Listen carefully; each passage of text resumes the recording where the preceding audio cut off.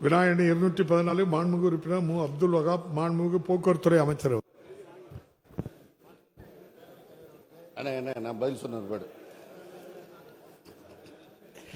மாண்புமிகு பேரவைத் தலைவர்களே, தமிழ்நாடு அரசு புதிய விரிவான திட்டம் 2024 தமிழ்நாடு அரசு எண் 37/24/1/2025 வெளியிட்டுள்ளது. தமிழ்நாட்டில் அனைத்து மாவட்ட ஆட்சிகள், வட்டார போக்குவரத்து அதிகாரிகள் மினி பஸ் வழித்தடங்களை அடையாளம் கண்டு அவற்றை மாவட்ட நாளேடுகளில் வெளியிட்டுள்ளனர்.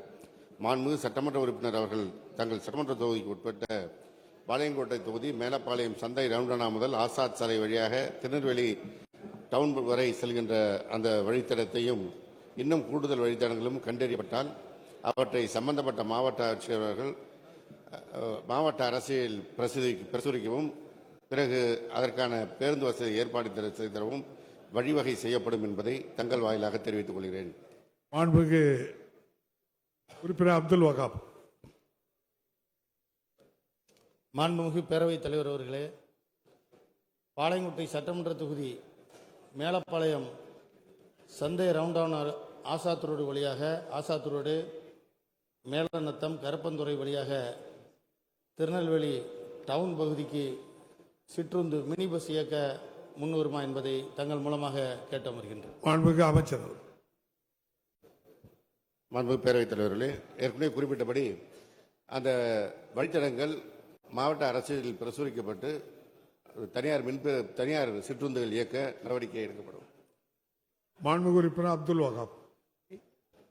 பாளையங்கோட்டை பஸ் நிலையத்திலிருந்து மார்க்கெட் விரிவாக்க பகுதிகள் அதிகமாக வளர்ந்து வரும் நகரமாகவும் என்ஜிஓ காலனி, பெருமாளபுரம் ஆகிய பகுதிகள் அரசு ஊழியர்கள் அதிகமாக இருக்கின்ற பகுதி. அந்த பகுதிக்கும் மினி பஸ்கள் அதிகமாக தேவைப்படுகின்றது. மக்கள் நெருக்கமாக இருப்பதால் அதற்கும் பஸ் இயக்குவதற்கு மினி பஸ் இயக்குவதற்கு முன்வருமா என்பதை கேட்டு அமர்கின்றேன். மாண்புமிகு அமைச்சர். மாண்புமிகு பேரவைத் தலைவர் அவர்களே, மாண்புமிகு உறுப்பினர் அவர்கள் அந்த பாதைகளை மிக தெளிவாக எழுதி கொடுத்தால் அதிகாரிகளை கொண்டு ஆய்வு செய்து விரைவாக நடவடிக்கை எடுக்கப்படும். மாண்புமிகு உறுப்பினர் வேல்முருகன். மாண்புமிகு பேரவைத் தலைவர் அவர்களே, நம்முடைய தமிழ்நாடு அரசு போக்குவரத்து கழகங்களில் இருக்கின்ற அத்தனை பேருந்துகளுக்கும் கடந்த கால தலைவர் கலைஞர் ஆட்சியிலிருந்து தொடர்ந்து தமிழ்நாடு அரசு போக்குவரத்து கழகங்கள் என்றுதான் இடம்பெற்றிருந்தன. திருவள்ளுவர் படம் இருக்கும், திருக்குறள் இருக்கும். தற்போது அரசு சிற்றுந்து என்று இருக்கிறது, போக்குவரத்து கழகம் என்று இருக்கிறது.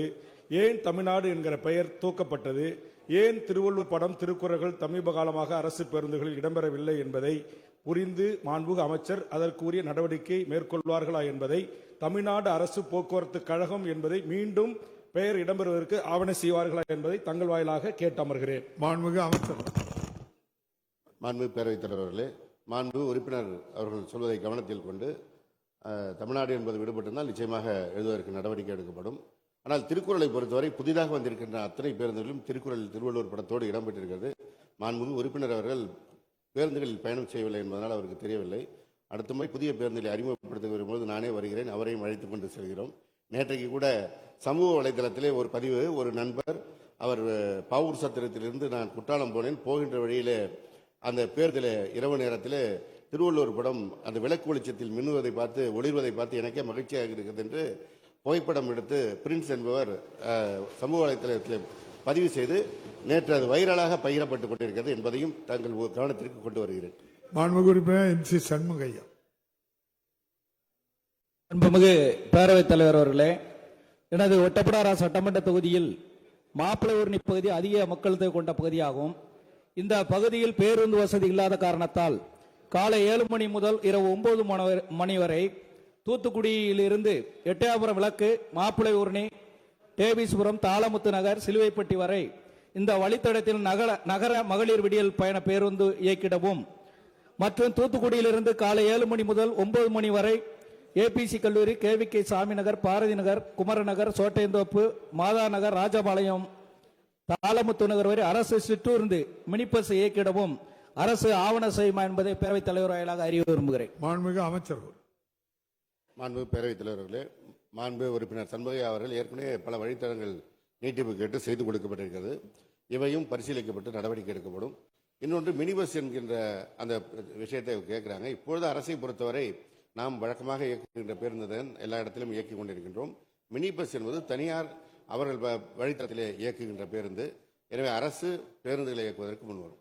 மாண்புமிகு உறுப்பினர் தேன்மொழி. மாண்புமிகு பேரவைத் தலைவர் அவர்களே, பள்ளி மாணவ மாணவிகளின் நலன் கருதி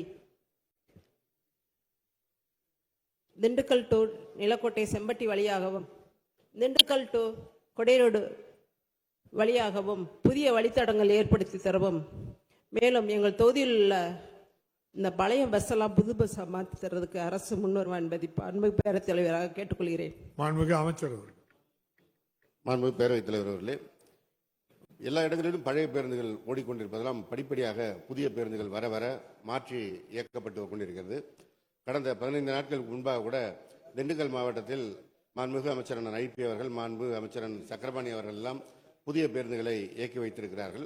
எனவே பழைய பேருந்துகள் அவற்றினுடைய வயதை பொறுத்து மாற்றப்பட்டு கொண்டிருக்கிறது. ஏற்கனவே 15 ஆண்டுகள் 14 ஆண்டுகள் ஓடிய பேருந்துகள் மாற்றப்பட்டிருக்கிறது. இதுவரை 3500 பேருந்துகள் புதிய பேருந்துகள் அறிமுகப்படுத்தப்பட்டிருக்கிறது. இன்னும் பேருந்துகள் கூடுகட்டி வந்து கொண்டிருக்கிறது. வர வர இந்த பேருந்துகள் எல்லாம் மாற்றப்படும். மாண்புமிகு உறுப்பினர் பிச்சாண்டி. மாண்புமிகு பேரவைத் தலைவர்களே, முன்னாள் முதல்வர் தலைவர் கலைஞர் அவர்களால் அறிமுகப்படுத்தப்பட்ட அற்புதமான திட்டம் இந்த சிற்றுந்து. ஆனால் இன்றைக்கு மீண்டும் நம்முடைய முதல்வர் அவர்கள் இந்த சிற்றுந்து திட்டத்தை அமுல்படுத்தி இருக்கிறார்கள். அதற்கு மே 1ஆம் தேதியில் துவக்க இருக்கிறார்கள். ஆனால் அதை இயக்குவதற்கு தனியார்களுக்கு அதற்கான பர்மிட்டுகள் வழங்கப்பட்டிருக்கின்றன. ஆனால் அந்த வீல் பேஸ் உள்ள பஸ்களே கிடைக்கவில்லை. அந்த வீல் பேஸை உயர்த்தி தந்தால்தான் அந்த மினி பஸ்கள் அவர்கள் வாங்கி இயக்க முடியும். புதிய பஸ்களும் இப்பொழுது கிடைப்பதில்லை.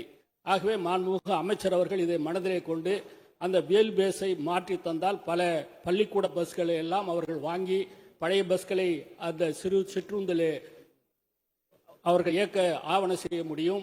ஆகவே அமைச்சர் அவர் இதை தனி கவனம் செலுத்தி தொடர்ந்து இந்த திட்டத்தை தடுப்பதற்காக சில சூழ்நிலைகள் உருவாகுவதை இல்லாமல் அனைத்து கிராமப்புற ஏழை எளிய மக்கள் பயன்பெறக்கூடிய வகையிலே இந்த சிற்றுந்துகளை ஆணைகளுக்கு அவர்கள் வண்டிகளை வாங்கி இயக்குவதற்கு அரசு ஆவணம் செய்யுமா என அறிய விரும்புகிறேன். மாண்புமிகு அமைச்சர்.